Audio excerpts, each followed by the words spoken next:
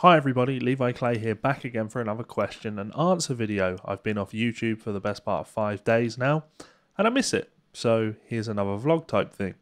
So, this video is based on a question that I received from one of my patrons over on Patreon. This was posted in our Facebook group, and it's quite a serious question, and I wanted to do a good video on it. Now, I've talked kind of about this subject in the past, but it's always the kind of thing that I can go over again for new viewers, because there's lots more of you now, and that's awesome.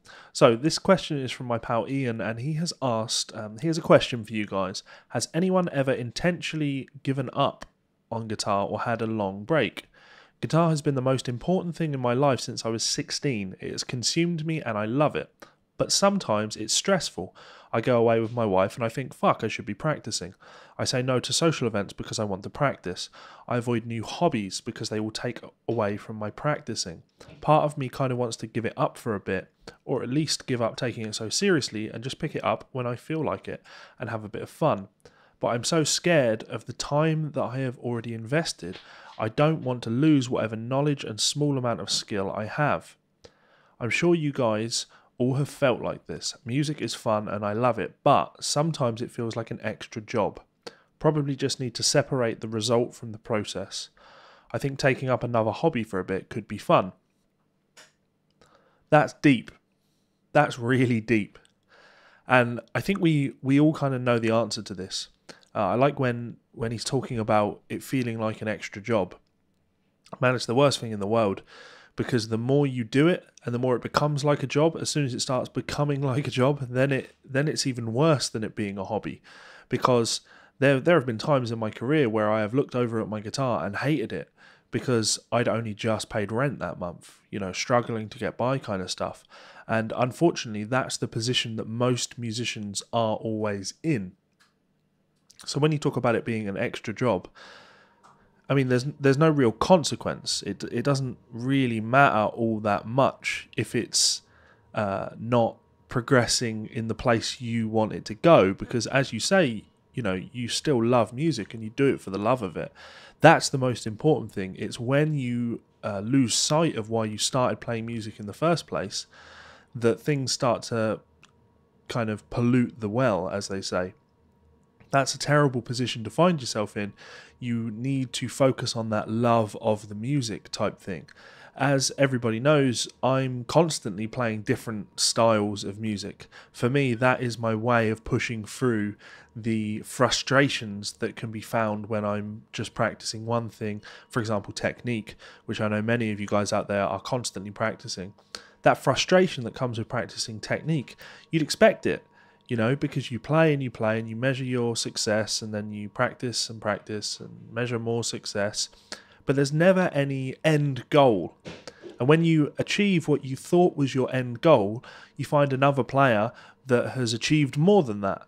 So therefore your goal changes. You're constantly pushing your goal further and further away. And that has benefits, obviously. It pushes you into untold technical skill levels. Levels that we couldn't conceive of 20 years ago, you know? Which is cool, but yeah, because it's an endless loop and there's never a goal, you will never reach anything. Constantly reaching. And for me, it's obvious that frustration can seep in when that is the case. So I'm not saying don't worry about your technique. Obviously, it's a position that is evident in my playing now. I don't worry so much about my technique, and I focus on more musical aspects of my playing. But yeah, the point really is music. Music, music, music. You talk about loving music. You know, my Patreon group this month, or last month, we transcribed a shit ton of Joey Landreth. Joey's a great player, really inspiring player, and it's inspired me to pick up slide guitar some more. I mean, I still play a lot of slide guitar, but what Joey does is something that I don't do, which is wears the slide on the fourth finger, and that opens up lots of possibilities for fretting behind the slide and things. And I can throw myself into that world. When you look at the things that I play, it's so varied that it's impossible for me to ever get bored or frustrated with one area. You know, I had friends over the other day and we were writing gent. Then they left and I picked up my nylon string and was working on Jerry Reed fingerstyle stuff. Yesterday I was playing loads of slide guitar in Open E. You know, that's cool. I need to go back to writing my next book, country book, you know. Get back on a Hellcat Molly album, shred. Write a blues column. Do videos teaching blues and jazz concepts. The point is, it's easy for me to not find that frustration because I have so many different focuses. Now, Ian isn't in quite that position because he's tried that, and I know that it's not panned out massively. He picked up the classical guitar and has been focusing on that. But again, I fear that when you pick up something like the classical guitar, it's very much akin to the electric guitar mentality. There's a lot of discipline required, and there's measurable goals. You have to achieve this, then this. You move on and you develop and you do this. There's not so much of a creative side of things. So, what I would suggest is, why not do something like put your guitar in Open E and see what you can do. Play a groove. You know, go out to a jam night and just play rhythm guitar. Be the guy in the background.